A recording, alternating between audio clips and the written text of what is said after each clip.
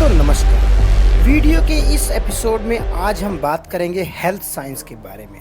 और दोस्तों हम एक ऐसी बीमारी के इवोल्यूशनरी हिस्ट्री के बारे में बात करने वाले हैं जो कि धीरे धीरे काफ़ी तेज़ी से फैल भी रही है। जी हाँ दोस्तों, हम कैंसर की बात कर रहे हैं और कैंसर में सबसे इम्पॉर्टेंट है जो वुमेन में होने वाले ब्रेस्ट कैंसर के बारे में। आइए इस वीडियो में हम इसके इवोल्यूशनरी हिस्ट्री यानी इसके विकासात्मक इतिहास के बारे में जानेंगे कि आखिर इस बीमारी का इतिहास कितना पुराना है। तो चलिए शुरू करते हैं और जानते हैं evolutionary history of breast cancer. दोस्तों आप देख रहे हैं एनुअल न्यूज़। कृपया हमारे चैनल को सब्सक्राइब, ज्वाइन और शेयर जरूर कर दें। ब्रेस्ट कैंसर यानी स्तन में होने वाला कैंसर, इस बीमारी का इतिहास काफ़ी पुराना है। स्तन कैंसर एक बेहद ही कॉम्प्लेक्स डिसीज मानी जाती है और यह मल्टी फैक्टोरल इटियोलॉजी के कारण भी होती है। वहीं इसके विकासवादी इतिहास में विभिन्न जैविक और पर्यावरण कारक शामिल हैं, जबकि अभी तक वैज्ञानिकों ने इस पर काफ़ी रिसर्च भी किया है। इसे पूरी तरह से क्योर करने के लिए अभी तक तो कोई खास दवाइयों की खोज वैज्ञानिकों द्वारा नहीं की गई है, लेकिन इसके रिस्क को कम जरूर किया जा सकता है। ब्रेस्ट कैंसर का इतिहास काफ़ी पुराना है, यानी यह प्री हिस्टोरिक टाइम पर भी मौजूद था। स्तन कैंसर संभवतः प्रागैतिहासिक यानी प्री हिस्टोरिक काल में भी अस्तित्व में था, लेकिन उस युग के दौरान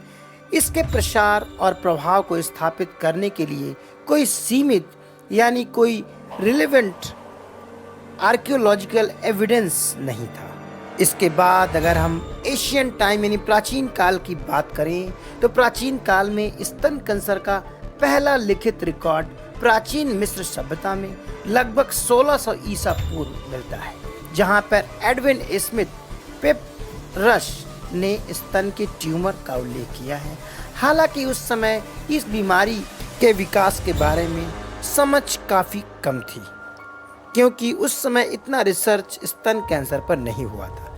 वहीं इसके बाद अगर हम बात करें हिस्टोरिकल टाइम्स की तो स्तन कैंसर का संदर्भ प्राचीन ग्रीक और रोमन चिकित्सा लेखों में पाया जाता है। हिस्टोरिकल टाइम में भी इसके कुछ खास सबूत नहीं मिले, ना ही उस समय इसकी कोई खास बीमारी पर काफ़ी रिसर्च हुई थी। वहीं इस बीमारी पर जो सबसे पहली रिसर्च हमें देखने को मिली वह मिली 19वीं सदी में।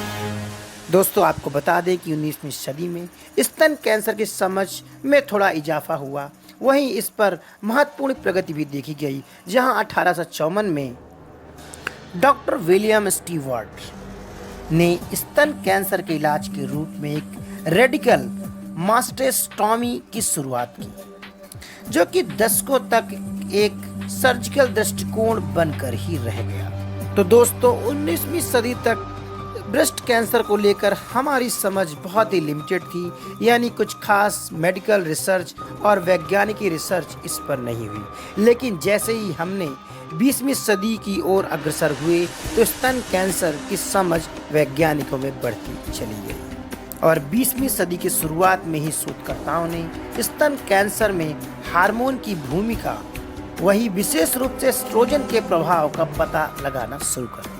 1970s के दशक में पुरातत्व के जोखिम को कम करने के लिए सहायक चिकित्सा यानी सर्जरी के बाद कीमोथेरेपी और विकिरण थेरेपी को एक मानक बना दिया गया। 1980s के आते आते इस दशक में स्तन कैंसर में हार्मोन रिसेप्टर पॉजिटिव स्तन कैंसर के प्रभावी उपचार के रूप में टैमोक्सिफेन एक दवा के रूप में विकसित की गई और धीरे धीरे इस दवा का विकास काफ़ी तेज़ी से होने लगा और समूची दुनिया में ही एस्ट्रोजन रिसेप्टर्स को रोकने के लिए इस दवा का उपयोग किया जाने लगा। हालिया रिसर्च में वैज्ञानिकों ने इस पर काफ़ी सफलता प्राप्त की, यानी 20वीं सदी के अंत और 21वीं सदी की शुरुआत में ही स्तन कैंसर पर रिसर्च और उपचार में महत्वपूर्ण प्रगति हुई और इसकी चिकित्सा में भी काफ़ी विकास देखा गया। इसके अतिरिक्त स्तन कैंसर ट्यूमर के जीनोमिक्स प्रोफाइलिंग ने अधिक व्यक्तिगत और लक्षित उपचारों की भी अनुमति प्रदान की। तो 21वीं सदी के आते आते वैज्ञानिकों ने काफी गहरा रिसर्च इस ब्रेस्ट कैंसर पर किया। वहीं वैज्ञानिकों ने स्तन कैंसर के उन प्रकारकों की आनुवांशिक और आणविक विशेषताओं के आधार पर नवीन चिकित्सा में इम्यूनोथेरेपी और सटीक चिकित्सा दृष्टिकोण की खोज भी कर डाली। और अब इस बात को पहचानना काफी आवश्यक हो जाता है कि ब्रेस्ट कैंसर यानी स्तन कैंसर एक अकेली बीमारी नहीं है, बल्कि इसमें विभिन्न विशिष्ट आणविक विशेषताओं और नैदानिक व्यवहारों के कारण ही विभिन्न प्रकार के कारक शामिल होते हैं। वही स्तन कैंसर के विकासवादी इतिहास यानी इवोल्यूशनरी हिस्ट्री में आनुवांशिक परिवर्तन, पर्यावरणीय जोखिम और हार्मोनल डिसबैलेंस भी शामिल है।